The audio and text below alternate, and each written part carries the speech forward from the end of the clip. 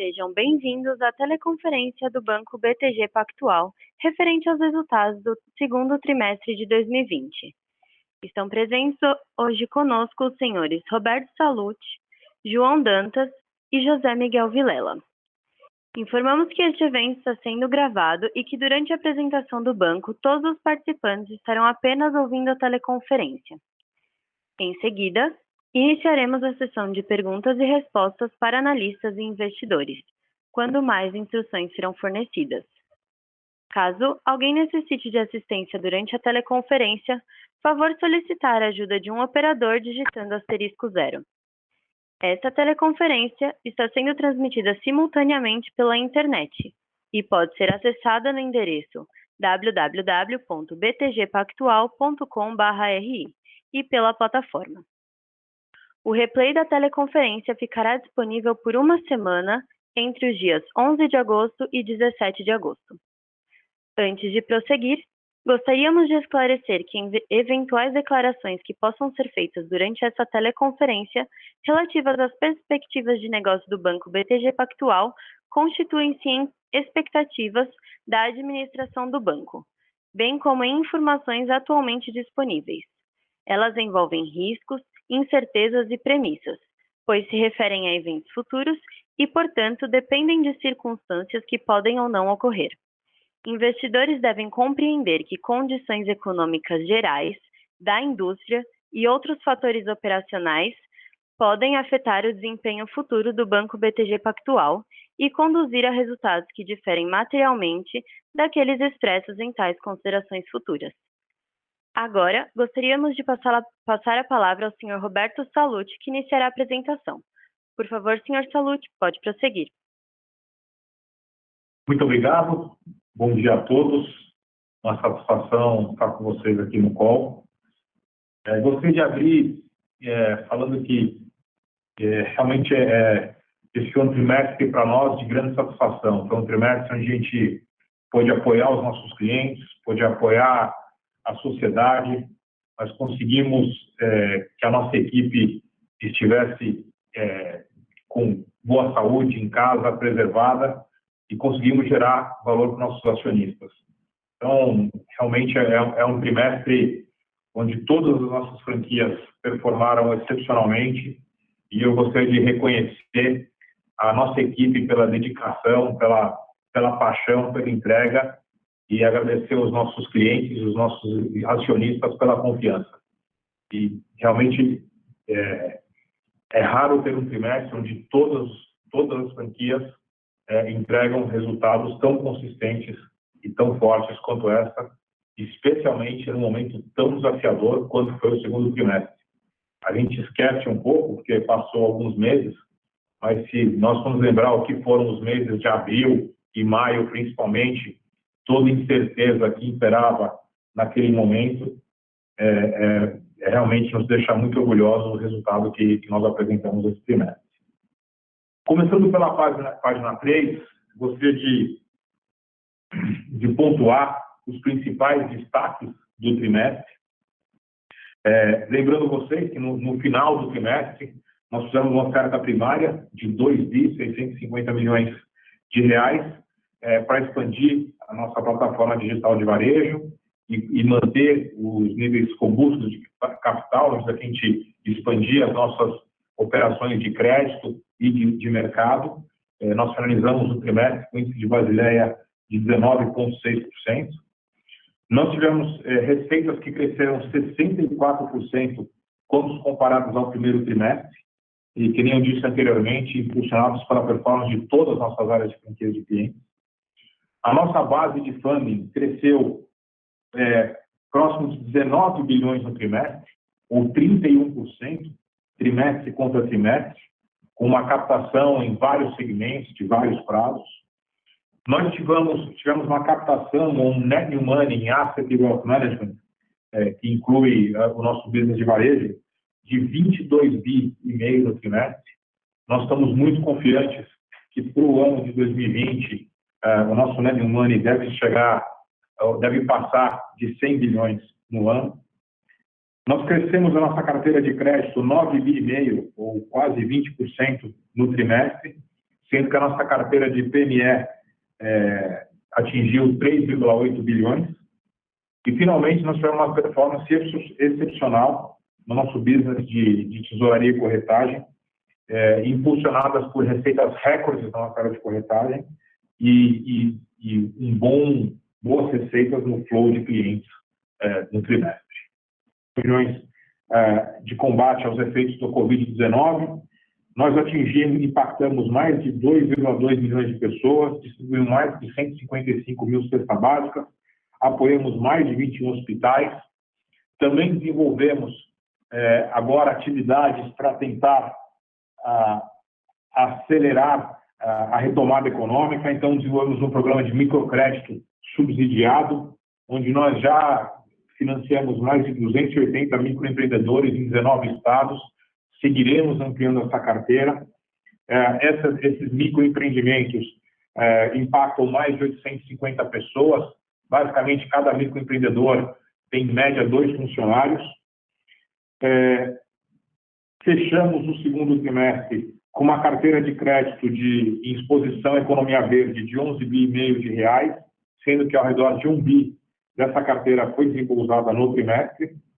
Finalizamos o trimestre com um portfólio de ativos de floresta valendo 3,5 bilhões de dólares, 2,6 milhões de acres sob nossa gestão, e divulgamos o nosso relatório ESG desse negócio, onde temos 92% dos ativos certificados no nosso business de gestão de florestas. E, finalmente, nós fomos joint bond runners de um green bond de 500 milhões de dólares, emitida pela maior operadora de ferrovias do Brasil, e estruturamos, que vale mencionar, um seguro de 129 milhões de reais para o Ministério da Saúde, que conseguiu escalar em 10 vezes a produção do principal produtor nacional de ventiladores pulmonares, o que foi muito importante para esse momento de combate aos efeitos do coronavírus. Com isso, eu passo a palavra ao nosso CFO, João Dantas, que vai falar um pouco sobre cada uma das áreas de negócio. Obrigado, Roberto. Obrigado a todos que estão no call com a gente. Já é o segundo call que a gente faz dessa maneira remota desde o início da pandemia. E eu vou comentar aqui, em primeiro lugar, a performance das unidades de negócio. Depois vamos fazer alguns comentários sobre balanço, funding e capital. Eu vou comentar inicialmente aqui um pouco para colocar em contexto como é que foi a performance do nosso negócio no trimestre, né? Raramente a gente vê uma performance tão consistente no resultado de todas as nossas áreas como nesse trimestre, né? Além da performance de resultado, nós estamos apresentando também um forte crescimento nas áreas de franquia. Crescimento esse em captação, em volumes de transação, que foram muito consistentes, e crescimento de market share. Essa performance combinada, né, entregando bom resultado com forte crescimento, ela resulta de 3 fatores, né? Em primeiro lugar, a recuperação dos mercados, né? Os mercados estão se beneficiando ainda de uma atuação efetiva de autoridades monetárias aqui no Brasil, na América Latina e no mundo. Em segundo lugar, nós estamos nos beneficiando dos significativos investimentos que a gente vem fazendo na nossa infraestrutura, nas nossas plataformas operacionais, os portais, a tecnologia do banco, as estruturas de atendimento a clientes e ampliação da oferta de produtos em meios digitais. Em terceiro lugar, o terceiro fator, o último, mas não menos importante, é a força do nosso balanço, né? Nós vamos ver na parte aqui de capital que a gente conseguiu ampliar o uso de balanço, colocar um pouco mais o capital para funcionar, mantendo índices de capitalização extremamente elevados, como o Roberto já destacou. E vale destacar também o excelente desempenho das equipes aqui do banco, né, que se mantiveram todas intensamente ligadas ao negócio, trabalhando muito próximas dos clientes, entregando tudo aquilo que a gente esperava entregar no trimestre. Então, passando aqui para a página 9, a gente começa com a performance da área de Investment Banking, né? As receitas do trimestre em Investment Banking atingiram 222 milhões de reais, foram quase que integralmente compostas por receitas da área de Debt Capital Markets, distribuição de renda fixa, né? Foi um trimestre de 2 meses para essa área de DCM. Foi um trimestre em que a gente praticamente não teve atividade de ECM. A atividade de ECM hoje, no Brasil, na América Latina, ela já está em recuperação. Essa recuperação foi mais ou menos inaugurada ali no final de junho, quando nós mesmos fizemos a nossa operação de follow-on. E, além disso, nós tivemos um trimestre com atividade de mercado de M&A muito fraca. A atividade de M&A no Brasil ela não era tão fraca desde 2005, como foi nesse trimestre. Apesar disso, né, como eu mencionei, o mercado primário de equities já voltou a funcionar, está reinaugurado, né, a partir do final do mês de junho, as operações voltaram a fluir, não só follow-ons, mas também operações de oferta inicial de ações. Queria destacar também que o nível de interação e de engajamento do nosso Investment Bank com os nossos clientes permanece bastante elevado, o que demonstra a confiança dos investidores, dos empresários na recuperação dos mercados e da economia. E destacar também que mesmo num trimestre tão atípico, né, a gente manteve a nossa liderança de rankings tanto em ECM como em M&A, muito embora a gente tenha tido atividade bastante reduzida nessas duas franquias. Então, a receita de 222 milhões de reais é uma receita que deixa a gente bastante satisfeito e estamos otimistas com o aumento de volume de atividade e investment banking daqui para o final do ano. Passando para a página 10, aqui a performance da nossa área de corporate lending, né, onde a gente teve um crescimento bastante grande do nosso portfólio e das nossas receitas.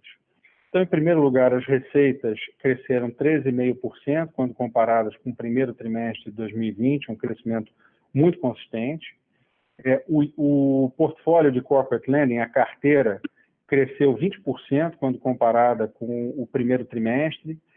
Estamos crescendo 67% quando fazemos a comparação da carteira ano contra ano, e a maior parte desse crescimento vem de contrapartes de alta qualidade e aconteceu nesse trimestre significativamente como função do choque econômico. Nós vamos comentar isso um pouco melhor. Tivemos também crescimento de aproximadamente 500 milhões de reais na carteira de PME, de pequenas e médias empresas. Então, durante a crise, como nós estamos operando com elevada capitalização e estamos com uma liquidez crescente, isso nos permitiu seguir apoiando as companhias com uma oferta consistente de crédito, como o Roberto já comentou, né? A nossa carteira cresceu quase 10 bi nesse trimestre, né? E esse crescimento foi concentrado em nomes de alta qualidade, né? Nomes com qualidade igual àquela que a gente vem mantendo historicamente, né? As provisões cresceram nominalmente, estão em níveis bastante adequados. Os spreads das novas transações também foram bastante atrativos e isso elevou a rentabilidade do negócio de corporate lending. Não só no negócio de corporate lending a gente foi capaz de capturar spreads bastante atrativos, também no negócio de PME a gente cresceu esses 15% com spreads bastante atrativos.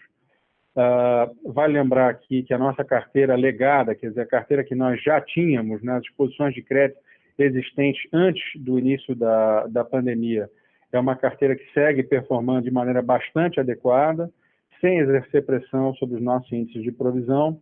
Então, com o crescimento nominal da provisão que nós tivemos nesse trimestre, a gente continua se sentindo bastante confortável com o provisionamento total, que está em torno de 4% da carteira de 57,2 bi. Então, o negócio de corporate lending está performando muito bem em função desse ganho de market share e desse acúmulo de uma rentabilidade que leva o accrual da carteira a crescer para períodos futuros.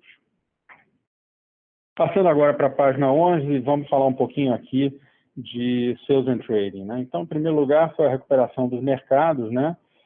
que levou a gente a ter um resultado acima de R$1 bilhão de receita, né? Se nós compararmos o primeiro semestre do ano com R$1 bilhão, quase R$1,5 bilhão de receita em Sales and Trading, isso é uma performance também muito boa comparada com semestres anteriores, né? E o segundo trimestre aqui, basicamente, ele compensou bastante aquilo que nós decidimos fazer no primeiro trimestre, que foi reduzir bastante o uso do balanço.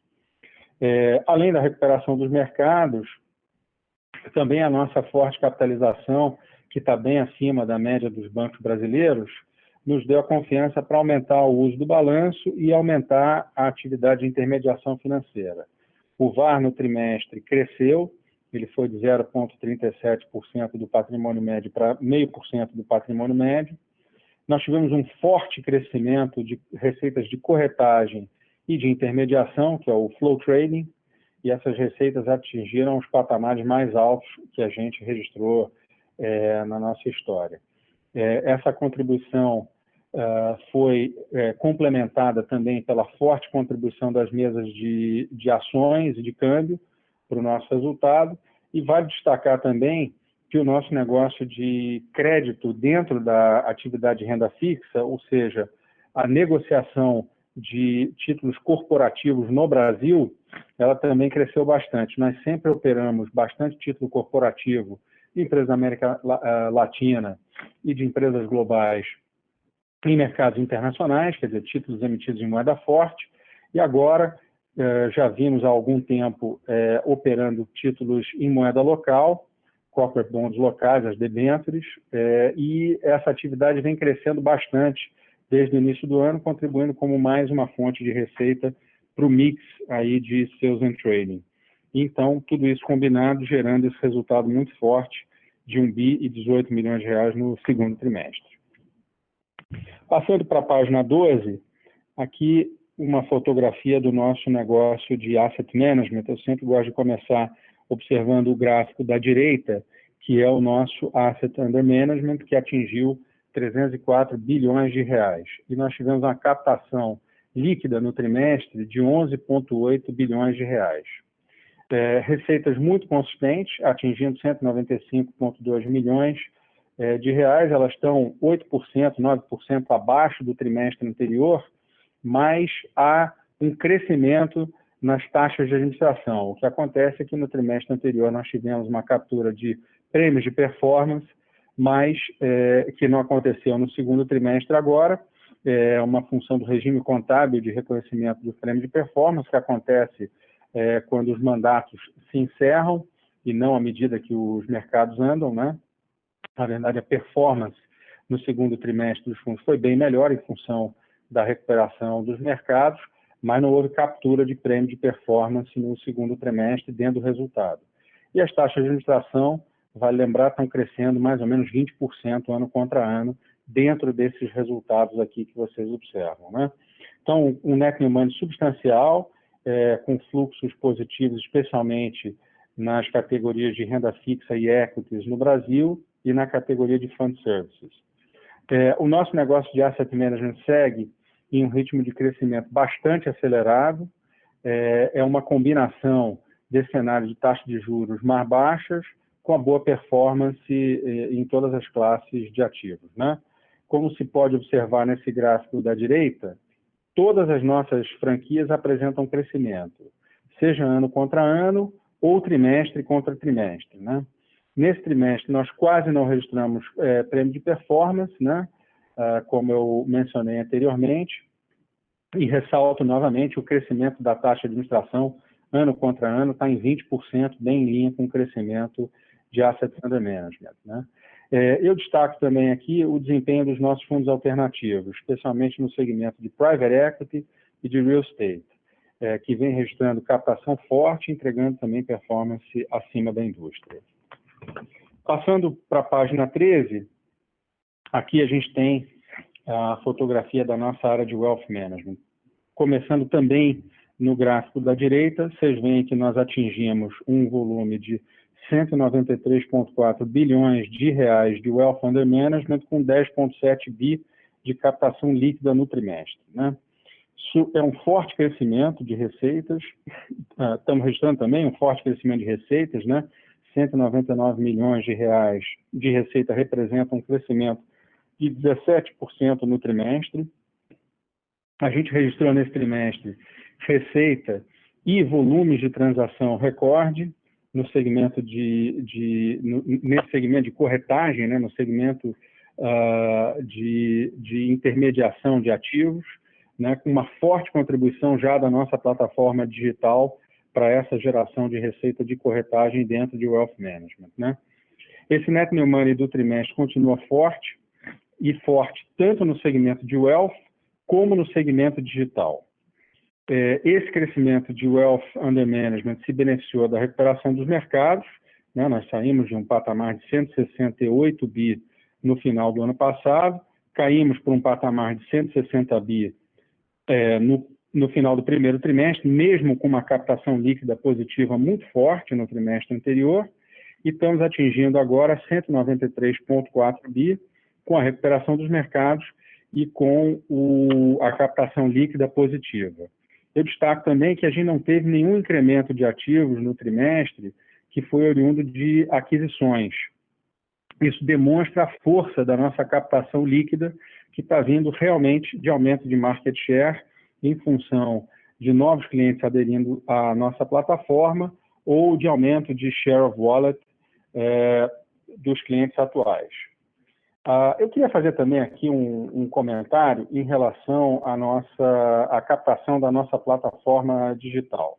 A informação importante aqui, acho bastante relevante, na média, após 6 meses da migração para a nossa plataforma, os escritórios de agente autônomo que a gente tem atraído e vem migrando continuamente, seguem migrando esse ano para a plataforma do BTG Pactual, tendem a alcançar 100% dos ativos sob gestão que possuíam antes da migração para o BTG Pactual. Então, mais uma vez, em 6 meses, na média, os escritórios alcançam 100% do AUC que possuíam antes da migração, ou seja, antes de estabelecer a relação com o BTG Pactual. E depois de atingir essa marca, a verdade para quase todos os escritórios de agentes autônomos que são migrados é que a gente observa que esse AUC segue crescendo em ritmo acelerado. Então, a gente está bastante satisfeito com a efetividade dessa estratégia que a gente chama de B2B, de atrair clientes através do relacionamento com agentes autônomos. Esse segmento vem crescendo bastante no Brasil e a gente vem notando uma performance muito boa dos escritórios que a gente atrai. Eu acho importante notar aqui as razões dessa efetividade da migração, desse processo de migração de clientes. A nossa plataforma hoje ela se encontra num patamar de desenvolvimento bastante adiantado, né? Além da gente contar com uma oferta muito ampla, né? A mais ampla oferta de produtos de investimento, a gente também já proporciona aos nossos clientes acesso à concessão de crédito e, em breve, esperamos que ainda no início do 4º trimestre, ainda esse ano, a gente vai estar oferecendo serviços completos de conta corrente, de cartão de crédito e de cartão de débito, né?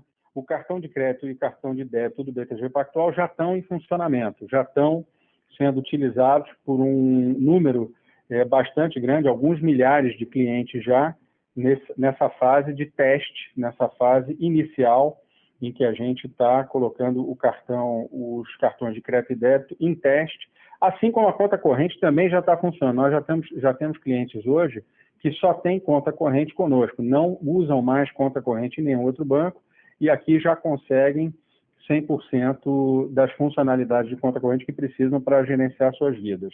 Nós estamos nessa fase, que é uma fase de abertura gradual, em que a gente está testando os volumes, é assim que funciona a abertura de um serviço que tem a intenção de ter uma quantidade de clientes muito grande, maciça. Então, a gente está testando e vai gradualmente, até o final do ano, lançar os produtos para os nossos clientes, né?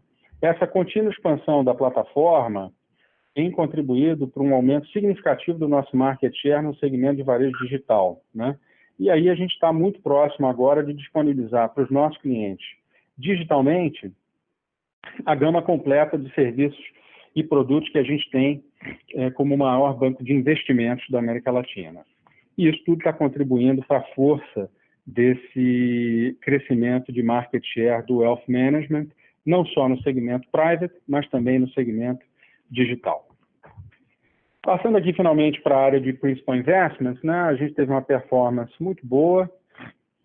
Então, como eu disse, todas as áreas entregando performance em termos de receita, em termos de crescimento de market share. Aqui em Principal Investments nós não temos crescimento de market share, nós tivemos uma receita muito adequada de 395 milhões de reais, beneficiada em bastante extensão pela recuperação dos mercados. Nós tivemos uma boa performance vindo dos nossos investimentos em global markets, que são alocações de capital que nós fazemos nos fundos líquidos da nossa asset internacional, e também tivemos a sólida recuperação do mercado de ações, contribuindo para essa receita de 395 milhões de reais, especialmente na nossa posição em Eneva.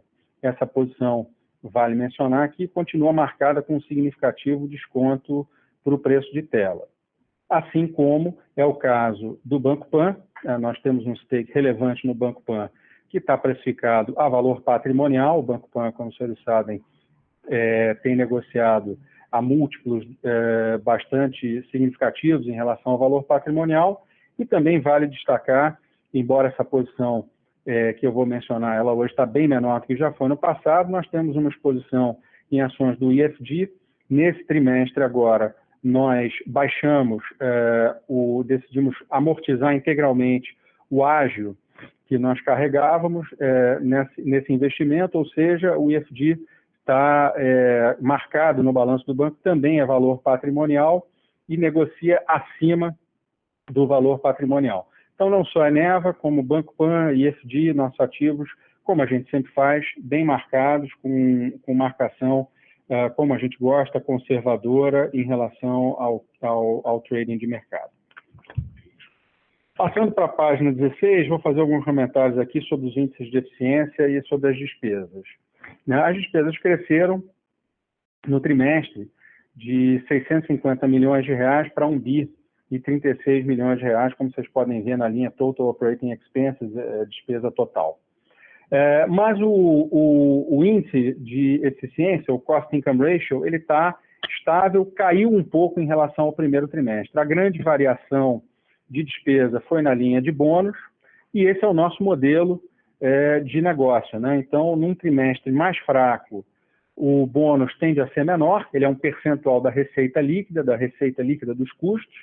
Então, no primeiro trimestre, nós tivemos uma receita bruta menor, então tivemos um bônus bem menor, o que nos levou a ter um Cost Income Ratio de 43%.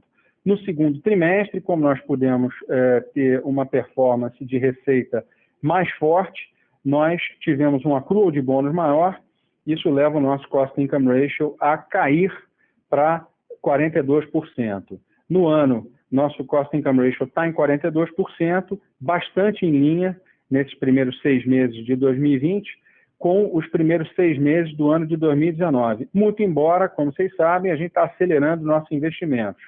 Vale lembrar que no primeiro semestre desse ano, tanto no primeiro trimestre quanto no segundo trimestre, nós estamos contratando, estamos admitindo funcionários, estagiários, aumentamos também um pouco a nossa força de funcionários terceirizados para acelerar o ritmo de entrega dos projetos e dessas inovações tecnológicas que eu mencionei antes, que estão representando um forte impulso para o nosso ganho de market share.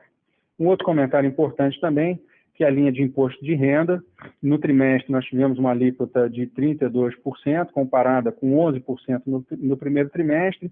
É um pouco aqui o mesmo efeito, né? Como nós temos no Brasil uma alíquota corporativa de imposto alta e temos também o mecanismo do JCP, num trimestre de performance de receita mais fraca, a nossa alíquota efetiva cai em função da predominância do JCP.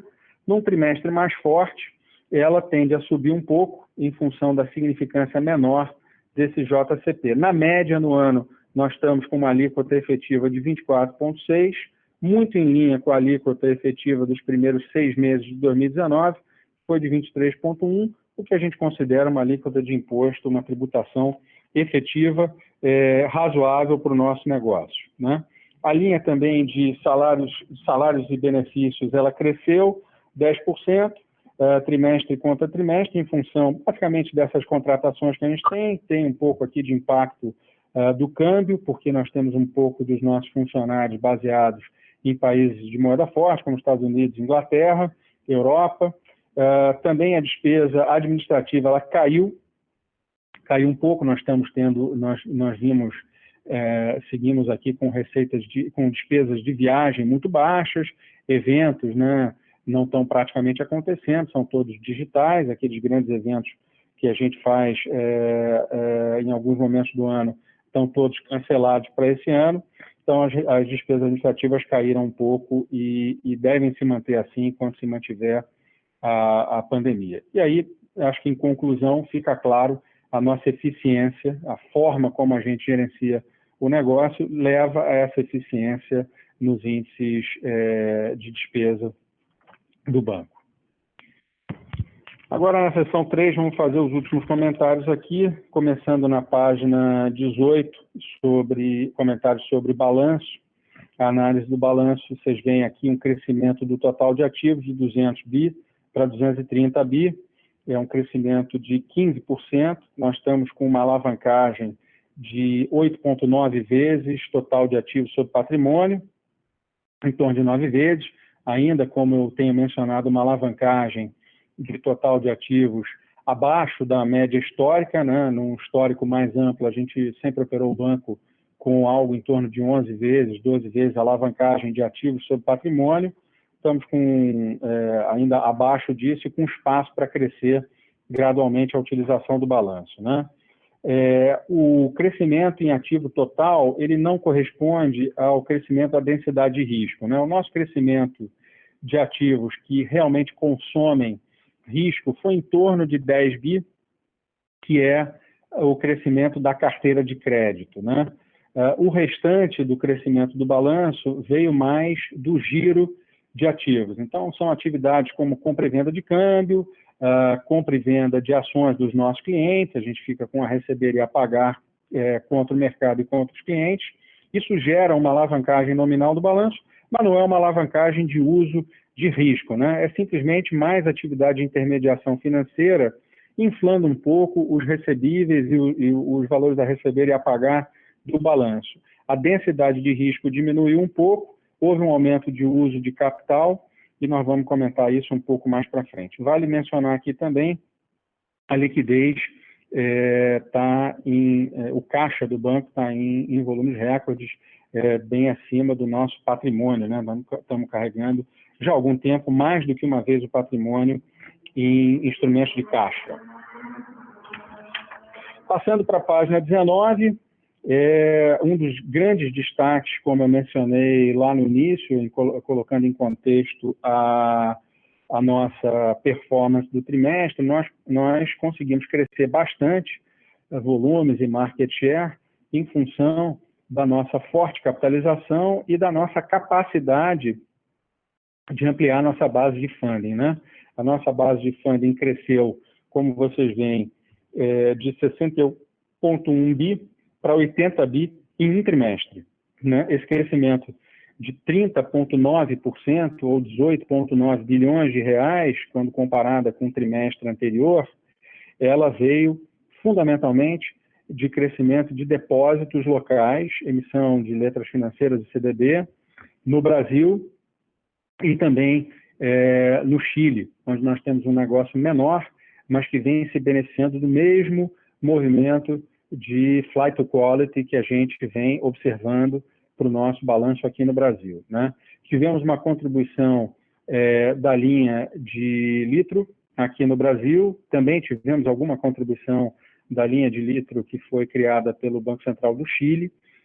As duas unidades se beneficiaram dessa captação, mas isso contribui com menos da metade da captação total. A maior força foi o crescimento dos depósitos em moeda local, como eu mencionei. O principal segmento é o segmento corporativo, empresas depositando bastante conosco, mas também clientes private, clientes institucionais. E isso é resultado, a gente entende, não só da preferência pela renda fixa nesse momento, para esses tipos principalmente para as empresas, né, depositar parte da sua liquidez, manter bastante liquidez e depositar parte dela conosco, mas também com a solidez do nosso balanço, que são os índices de capital muito fortes. Passando já para a página 20 para encerrar os comentários, eu mostro aqui os índices de capitalização. Nosso índice de Basileia se ampliou.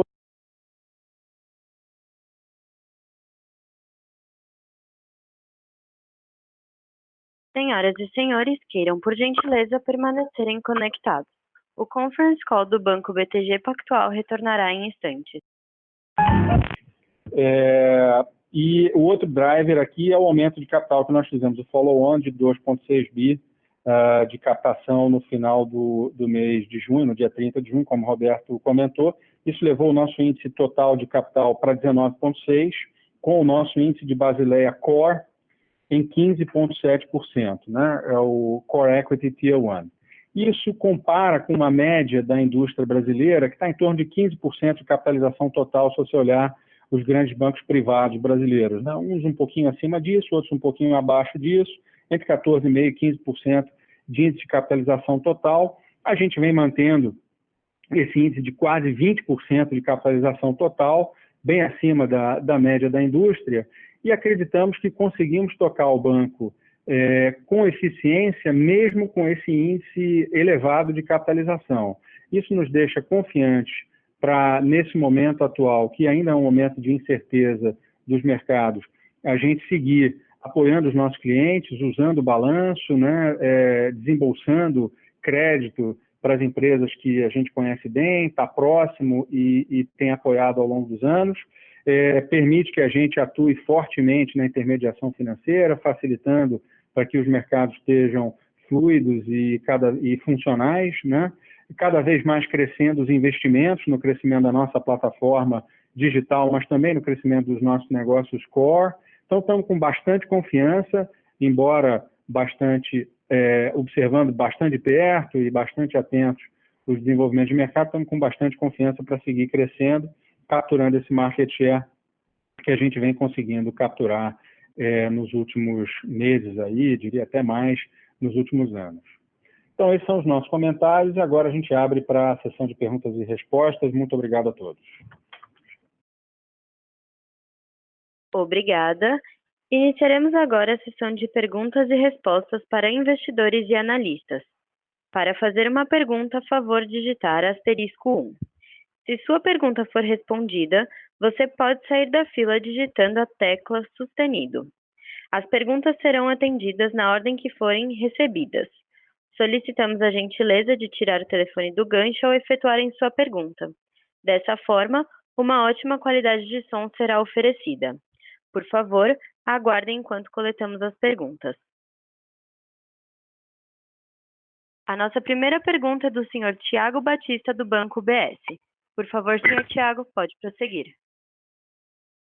Bom dia a todos. Obrigado pela apresentação. Eu tenho duas perguntas. A primeira é se vocês poderiam falar um pouquinho mais do processo de atração dos escritórios de agente autônomo para o BTG. Eu queria entender um pouco assim, como vocês pensam, como o BTG pensa no economics disso, como vocês veem o processo de decisão do agente autônomo de mudar para o BTG, se esse processo, o que atrai ele é o upfront fee que eventualmente vocês vão pagar, se é um rebate maior, se é o produto que vocês têm. Então, eu queria entender um pouquinho dessa dinâmica de atração de agente autônomo. E a segunda pergunta, o Solute já comentou no call sobre o Net New Money. Vocês comentaram algo próximo de 100 bilhões ou até acima disso de New Money em 2020. Se vocês poderiam dar em grandes números, quanto disso vocês imaginam que virado digital, eu acho que não abrem exato, mas uma ordem de grandeza, ou dos 40 e poucos bi que vocês já tiveram year to date, quanto disso veio do business de retail, só para ter uma noção desse processo, como está sendo esse processo do BTG digital. Obrigado. Oi, Thiago, tudo bem? Obrigado pela pergunta. Na sua primeira pergunta, o processo de, digamos, de concorrência pelas plataformas de agentes autônomos, acho que ela tem vários fatores na decisão. O primeiro ponto é que o profissional de investimento tem que ter uma convicção que ele está vindo para uma plataforma, no mínimo, igual à da concorrência, se não superior. A gente acredita que, pelo fato da gente ter um banco de investimento completo, pelo fato da gente estar adicionando toda a plataforma de banco digital à nossa plataforma, pelo fato da gente ter produtos de crédito, ter produtos estruturados, produtos de crédito não líquidos, tipo precatórios, isso acaba convencendo esses profissionais que aqui eles conseguem ter uma plataforma mais completa, com mais oportunidades de negócios para os clientes deles e, consequentemente, mais receita para eles como profissionais. O segundo ponto é que eles se sentem muito à vontade por toda a nossa postura sempre muito transparente e sempre muito de sociedade. Não é uma postura combativa, não é uma postura de disputas jurídicas, e sim uma postura de construção da história do agente autônomo, de construção da história do cliente deles, tentando sempre construir tudo, né, tendo certeza que a relação sempre seja uma relação de ganha-ganha-ganha, onde o cliente ganha, onde o profissional de investimento ganha e onde o banco ganha. Então, isso a gente, por ter um histórico de partnership de praticamente 3 décadas, a gente é muito acostumado em ter essa cultura de sociedade, de partnership, de construir junto. Isso é uma coisa que a gente tem convicção que atrai esses profissionais. E, por fim, obviamente, sempre tem um certo risco quando se muda de plataforma, que nem o Dantas explicou, pelo nosso controle, em 6 meses, esses profissionais de investimento têm, em média, o mesmo volume sob gestão que eles tinham nas casas antigas. É difícil saber se esses são os mesmos clientes, se esses são os clientes novos. A gente não tem acesso a essa informação, porque a gente não sabe quem eram os clientes anteriores. Agora, para nós, o que importa é o volume que ele nos diz que tinha e o volume que ele tem em 6 meses. Se é de cliente novo ou cliente antigo, para nós é indiferente. Então, como tem um certo risco nisso, realmente existe um pagamento financeiro que deixa ele confortável em correr esse risco. A nossa visão é a combinação desses 3 fatores que tem feito que a gente seja bastante bem sucedido na atração desses profissionais de investimento para a nossa plataforma. Quanto à sua segunda pergunta, como eu já expliquei na época da oferta pública de ações, eu acho que a gente dá muito mais disclosure do que qualquer concorrente sobre os nossos ativos sob gestão ou custódia. Enquanto muitas outras casas misturam cliente corporativo, cliente de administração fiduciária, cliente de asset, cliente da plataforma de wealth, a gente separa muito claramente o que é depósito, o que é asset management e o que é wealth management. E a gente vê muito pouco ganho, a não ser, obviamente, uma curiosidade para os investidores de saber quanto desse business de wealth é, digamos, do segmento de alta renda, porque ainda nós não atuamos fortemente no business de varejo. Lembrando, grosso modo, wealth management, mercado de wealth management como um todo no Brasil, 3,3 bi, 1,3 high net worth, 1 bi alta renda, 1 bi varejo. O que dá para te dizer é que na margem do New Money, cada vez é mais crescente o segmento onde a gente não tinha uma presença consolidada. A gente sempre teve uma presença consolidada no setor de high net worth e agora nós estamos consolidando a nossa presença, principalmente no setor de alta renda, e vamos começar a atacar em breve, ao lançar a plataforma completa bancária, também o segmento de varejo. Então, é totalmente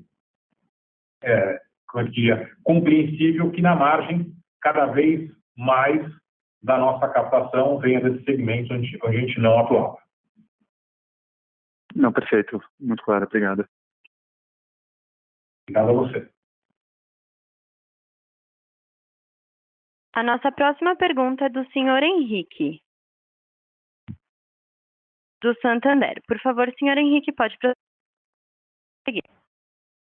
Bom dia, Salute, Dantas, parabéns aí pelo resultado. Minha primeira pergunta é na linha de Sales and Trading.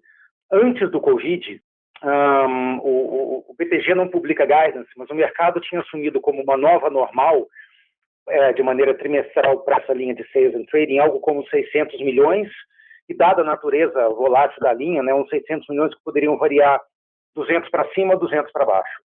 Pós-Covid, nesse segundo TRI, vocês tiveram um resultado recorde nessa linha, a gente pode assumir, de novo, não é um guidance, mas é só para nortear a gente, de que a gente voltou a esse range, né, onde, ou seja, olhando para modelo, etc., a gente poderia olhar para frente essa linha dentro dessa faixa, né, de nova normal de 600, podendo variar 200 para cima, 200 para baixo? Essa é a primeira pergunta.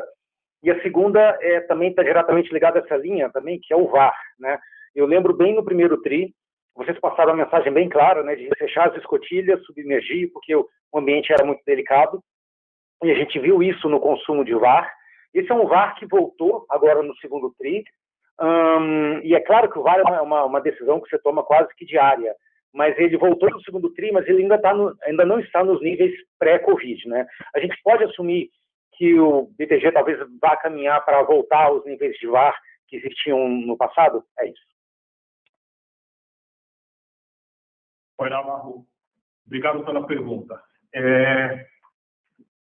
Olha, a primeira coisa que a gente não pode lembrar que março foi um mês totalmente atípico e que nem a gente falou também na época do follow-on, quando você tem limite de baixo um dia, limite de alto outro dia, limite de baixo um dia, limite de alto outro dia, a você querer fazer market making para clientes é muito perigoso, né? Isso é quase que um cassino. E a gente não está aqui para estar num cassino, a gente está aqui para fazer gestão de risco e prover liquidez para nossos clientes. Você depois viu a retomada, a normalização em abril, maio, junho. Então, o que a gente está sentindo no nosso business de Sales and Trading é que a gente tem conseguido ganhar market share, mudou o mix para melhor. Cada vez mais você vê o business de intermediação, o business mais recorrente sendo mais importante. Então, eu te diria que esse guidance que o mercado usa, eu te diria que é daí com o viés de alta.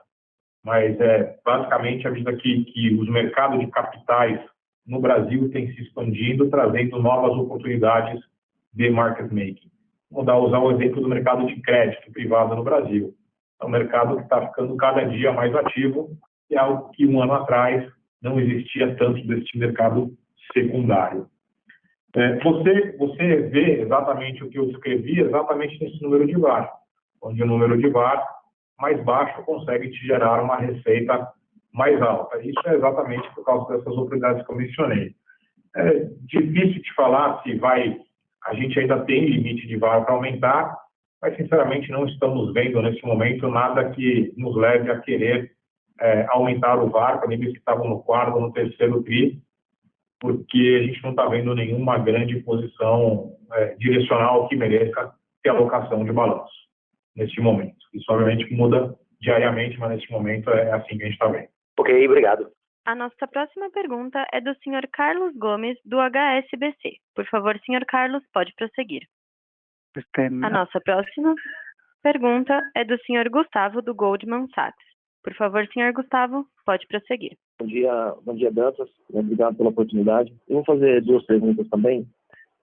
Eu queria primeiro discutir um pouquinho ainda dois temas na receita. O primeiro deles vocês mencionaram no press release até que a receita de BCM foi a maior receita da história de BCM, mas se eu olho o número de transações, ele está bem abaixo nos trimestres anteriores. Eu queria entender o que explica essa performance de receita no high histórico, quando a gente ainda tem um número de transação bem mais baixo. E ainda em receita, só um pouquinho ainda se puder dar um pouco mais de cor ali nos negócios de asset management, né? Que o AUM continua expandindo de uma maneira bem saudável, mas a receita ela veio mais baixa do que alguns trimestres anteriores. Dantas colocou a questão de menos performance fee. Como é que a gente pode entender essa dinâmica daqui para frente, né? A gente tem que considerar agora menos performance fee, mais, vamos dizer, uma contribuição maior de taxa de administração somente, só para a gente entender, porque se a gente vê uma expansão no AUM e a receita não acompanha, é mais para ajudar a gente na modelagem, né? Também a gente ter esse mix de receita dentro de AUM.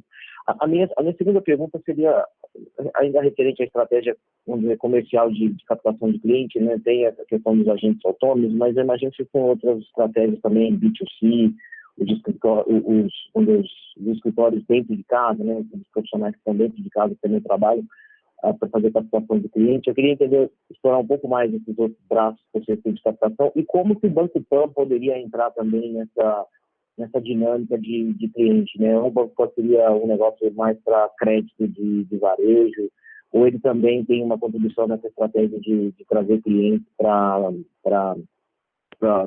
o Wealth, principalmente. Obrigado, é sobre as duas perguntas. Obrigado, Gustavo. Eu vou responder a tua primeira pergunta sobre receitas. O Roberto vai fazer os comentários sobre a segunda. Bom, em primeiro lugar, sobre a tua questão em relação ao DCM. O que aconteceu no trimestre é que nós tivemos menos negócios, mas tivemos a maior parte, quase a totalidade dos negócios de DCM local, operações de DCM no Brasil, né?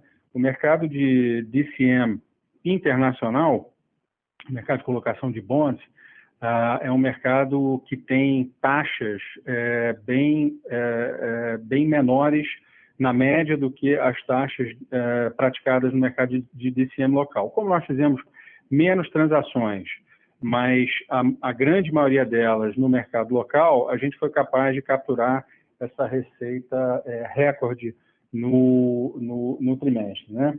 Também tivemos transações bastante desafiadoras, né? Então, nosso time de DCM estava trabalhando junto com as empresas para colocar de pé algumas operações que foram emblemáticas, acontecendo no momento, não só no momento complexo de mercado, mas estruturadas de uma forma muitas vezes inovadora, muitas vezes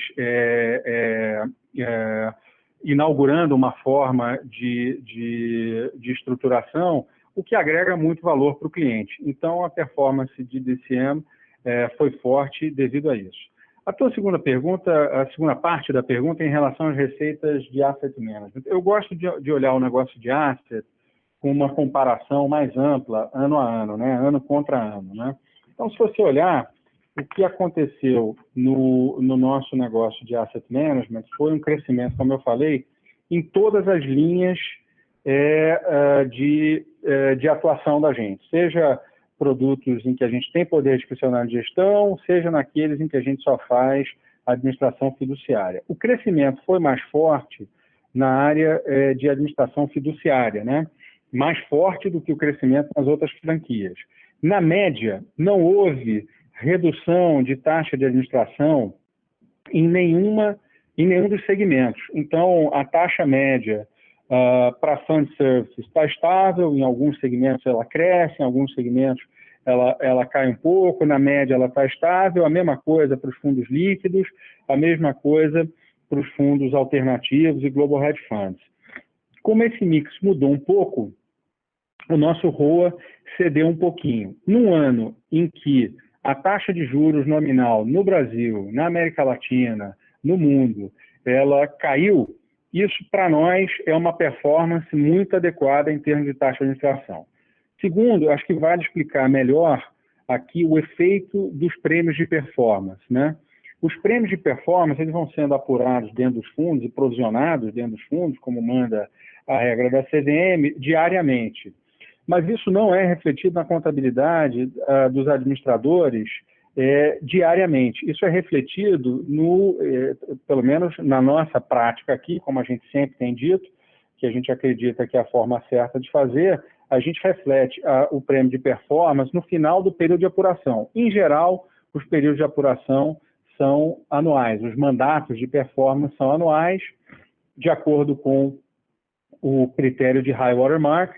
Então, a gente apura o prêmio de performance na contabilidade da asset e, portanto, do banco, quando se encerram os períodos de apuração. Estamos aqui apurando o prêmio de performance e temos, no segundo trimestre, uma ocorrência de finalização de períodos de apuração menor do que nos outros trimestres. Isso é assim historicamente, né, no nosso negócio. Então, se você compara o segundo trimestre de 2020 com o primeiro trimestre de 2020 ou com o quarto trimestre de 2019, você vê uma contribuição maior do prêmio de performance dentro desses resultados. A taxa de administração, como eu mencionei, ela vem crescendo em linha com o crescimento do AUM. Então, nós tivemos um crescimento de 20% de taxa de administração ano contra ano, o que está em linha com o crescimento do AUM. É natural que a indústria toda esteja sofrendo uma pressão de taxas, a gente vê isso no segmento de varejo, não é um segmento em que a gente tenha AUM significativo, estamos começando a crescer bastante agora, mas dentro da nossa asset, os nossos segmentos principais são os institucionais, são segmentos de atacado. Nesses segmentos, as taxas de administração que a gente pratica, assim como os prêmios de performance, já são extremamente competitivos, né? Então, a pressão que acontece naturalmente com taxa de juros nominal mais baixa, você vai ter taxa de juros real mais baixa, spreads mais baixos e taxa de administração mais baixa, essa pressão é muito menor sobre o nosso negócio do que sobre a média dos concorrentes, que tem uma composição de varejo maior dentro do AUM. Então, no todo, a gente está bastante satisfeito com a performance das taxas de administração dentro do nosso negócio, e o negócio de asset está crescendo bastante, com bastante qualidade.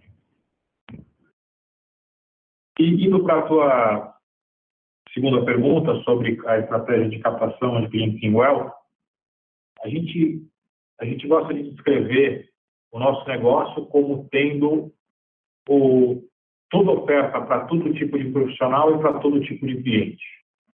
Então, vamos só focar aqui no cliente que gosta de ser atendido por uma pessoa numa plataforma high touch. Ele tem 3 opções, dependendo do perfil e do volume para investir aqui no BTG. Ele pode ser um cliente high net worth, ser atendido pelo Wealth Management. Ele pode ser atendido pelo BTG Pactual Advisors, ou ele pode ser atendido por um dos agentes autônomos do BTG Pactual. Para os profissionais do mercado, eles podem trabalhar no modelo salário e bônus, no Wealth Management, no modelo salário e comissão, no Advisors, ou no modelo de rebate ou taxa que ele cobra direto no cliente, dentro do modelo de agente autônomo que nós temos. Então, no fundo, você tem uma oferta para diferentes tipos de profissionais. O profissional que quer ser comissionado ou que quer ser uma combinação de salário e bônus, ele escolhe onde ele quer. E você tem para o cliente, se quer algo mais independente ou algo que seja integrado ao banco. E você tem o B2C, que é o digital, que é para o cliente que tem que é mais educado financeiramente, que consegue resolver a maior parte dos seus problemas no próprio aplicativo ou no site, e ele só fala com a pessoa quando ele quiser falar com a pessoa, ligando para um dos canais de atendimento digital. Então, esses são os 4 modelos que atendem os diferentes perfis de cliente e os diferentes perfis de profissionais na atração de recursos para o Wealth Management. A gente brinca que a gente tem um modelo Banco Suíço Wealth, a gente tem um modelo Charles Schwab, a gente tem um modelo Morgan Stanley e um modelo totalmente digital. Tá ótimo. Muito obrigado pelas respostas. Obrigado. Obrigado. Esta será a última instrução. Caso haja alguma pergunta, queira, por favor, digitar *1. Obrigada. A sessão de perguntas e respostas está encerrada. Passamos agora a palavra ao Sr. Salluti para suas considerações finais. Bom, gostaria de agradecer a todos vocês por participarem desse call. Me parece, foi-nos informado que alguns dos ouvintes tiveram problemas com o call. Gostaria de lembrar vocês que a gravação vai estar disponível no nosso site da RI e, além disso, nós também teremos um outro call agora, em aproximadamente 1 hora, às 13 horas, em inglês, caso alguém perdeu algo que considere importante, queira ouvir antes da gravação estar disponível. Mas, mais uma vez, obrigado a todos pela presença e até o próximo trimestre. Um bom dia a todos. O conference call do Banco BTG Pactual está encerrado. Queiram, por favor, desconectar suas linhas e tenham um bom dia.